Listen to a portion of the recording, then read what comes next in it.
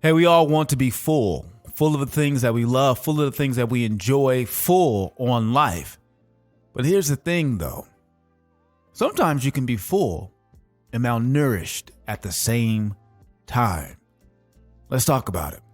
Welcome to the Yellow Chair Podcast with X, where we deep dive into the stories that drive our lives. One of my clients was interviewing I believe he was a clinical psychologist. I can't attribute his name right now, but he said something interesting when we were reviewing the video. He said, it's kind of like eating celery. Like you can be full. You can eat as much celery as you want to where you can't eat another bite. But afterwards, and if you continue to do it, you'll be malnourished. But you'll never know because you will be full. And it got me to thinking like, damn, that's a metaphor for life if I've ever heard one. Because I believe many of us, myself included, we are always out there looking to bring things into our life. Ooh, I want some of that. Ooh, yeah, give me some of that too. Ooh-wee, I want some of that one. Give it to me. And we consume and we consume and we bring all these things into our life. And I don't know if you feel it, but I talk to many people about it. We feel crowded. We feel like we're carrying so much. We feel like everywhere we look, there's something to do, to consider, to think about, to weigh, to measure.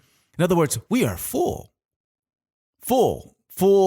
sensory overload, 24/7, 365, being bombarded with it all. And of course, we are playing our part. Welcoming it, right? Asking for it, hoarding all of this stuff into our life. But when we reflect, looking at the metaphor deeply around the things that matter most to us, the values, the thing that at the end of the day, when we are laying on death's door, clinging to life, what will we hope for? What will we want? How will we feel about a life of accumulation, of being full of all of these things that we weighed and measured, considered, and gave grand importance to? How will we feel? And you've heard it. I've heard it. We know it. The things that matter most will not be the things that we gave our energy, our effort, and our hearts to. So why do we insist on being so full and malnourished at the same time? I think it comes down to the idea of not truly understanding or connecting to, rather, the story, the values, the things that fulfill us at the end of the day. We don't understand it. We don't play in that sandbox. We touch it from time to time. We visit every now and again, but we don't make it the space that we play. We don't make it a habit, a routine, a part of our everyday life where we say to ourselves, hey, this is what matters most to me. This is what I stand for. This is what I'm aiming at. This is what full really means to me. It's a simple notion, but the busyness of accumulation and consumption, I think, can dull our senses, take us away from this very critical and crucial activity of giving our intention to our attention. Because as I said before, we don't have to try. We don't have to work too hard to give our attention. Everyone says, I need to learn how to focus. I need to learn how to pay attention. No, you don't. Your mind is a marvelous machine that pays attention to everything, 24/7, 365. Even when you're sleeping, it's dreaming, clinging to activity, clinging to a vision, trying to figure out a way to not turn off, to pursue its mandate fully and wholly. Attention is given and paid all day, every day. But intention is something else. And I think that idea of being full and not malnourished, but something that feeds the very essence of who we are, our soul, our deepest desires, the things that matter, our value, our why, our what, it comes down to, and I want to simplify it in terms that even I can put into practice, because I can talk about it all day. Oh, believe me, I'm I'm preaching to myself as much as I am to you right now. It simply comes down to the routine of getting clear around our intentions, so that when we consume, we're not consuming empty calories.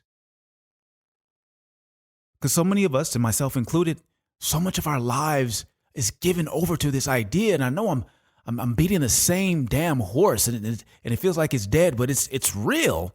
It's just that we are full but malnourished, full but empty. I tell my kids this all the time. We're so inundated with the idea of consumption, right? We consume some more on our phones. Consume. Refrigerator full of food. We're blessed to have it, but we consume. All right, garage full to the brim of shit. We consume. But how much of that consumption is turning into creation? Did you need that stuff today that you fought for in your life?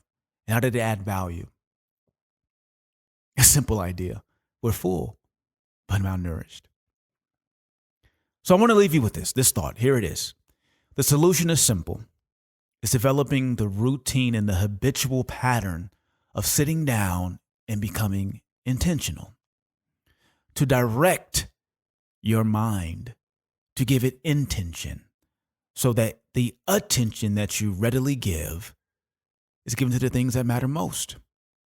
And I promise you that this habit, though we can't pursue it perfectly, can transform the landscape of your life. I've seen it time and time again in my own life.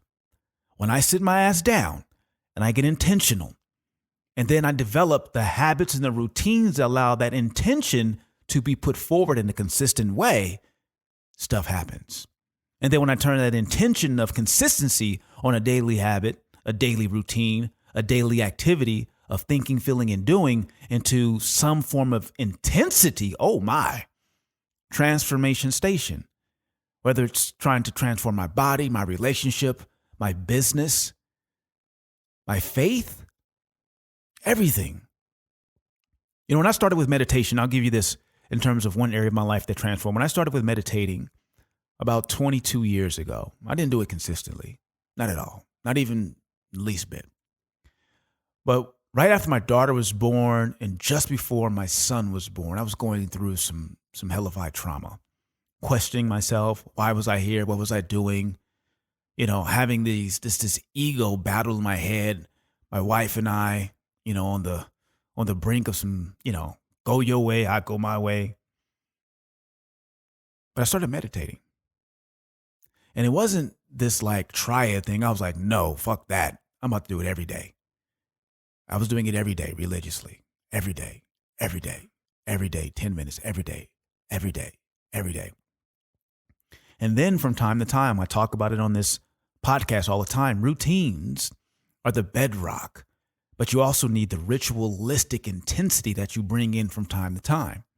So on Sundays, I would do my marathon 60 to 90 minutes. Then eventually, because I was doing that, my routine daily ability to hold my mind steady with intention around overcoming my deepest fears, pain, and trauma. Trying to really understand what it is to live a full life, to be the man that I've been called on to be. That 10 minutes that I struggled with became 20, became 30, became 45, became an hour. To a point where I was literally meditating 90 minutes a day. And then that stretches 4, 5, 6 hours a day. And during the winter solstice, 12, 14 hours a day. Locking myself away for 3 to 4 or 5 days at a time by myself. Going into this deep ritualistic space. And I can tell you, without hyperbole, the activity, that consistency and intention and routine did to my life, it transformed it. I became a better man. I became more in tune and more control of my emotions. I became a better father. I became a better husband. I became a better businessman. Every area of my life was elevated. And I could give the credit to meditation, but I think meditation as a vehicle is one of the most pound for pound, most powerful things you can do. But what I'm trying to drive home here is that it was the idea of routine, consistency, intentionality that then allow me to then focus that into hardcore, ritualistic, intense moments that I wasn't holding all the time. But as I tell you, routines, rituals, and reinforcement protocols, these are the things that success, happiness, and fulfillment are built on, foundational, principle, true and true, regardless of where you are in your life. So if you find yourself full to the brim, with more concerns than ever, but still feeling empty, what would it mean for you to pull something into your life that actually fed your soul, fed your being? And how could you develop a routine around it? Because believe me, it won't be a perfect process, a perfect unfolding at first. It won't be, but we want it to be, right? We pulled it in, we're consuming it, we want it to be perfect, but it doesn't work that way. We have to dedicate ourselves intentionally to the process unfolding of just being okay with consistency, small bites, every day, building that muscle routinely. And as we get the habit of that, doing it with ritualistic intensity to edify our emotional need for something that moves us. Like I talk about, like consistency is hard. Routine is hard. It doesn't feel like you're doing anything per se. So you got to have that intensity fix where you go in, all out, and you feel it. I guess what I'm trying to say is that hit me, that metaphor. Celery all day full, but malnourished. So I want to challenge you to bring something into your life that actually feeds you. A story that actually, as you write your next chapter, it's not fluff. It's not filler pages. It's not something you can look back on and say, I don't even remember. I don't even know where I was or what I did.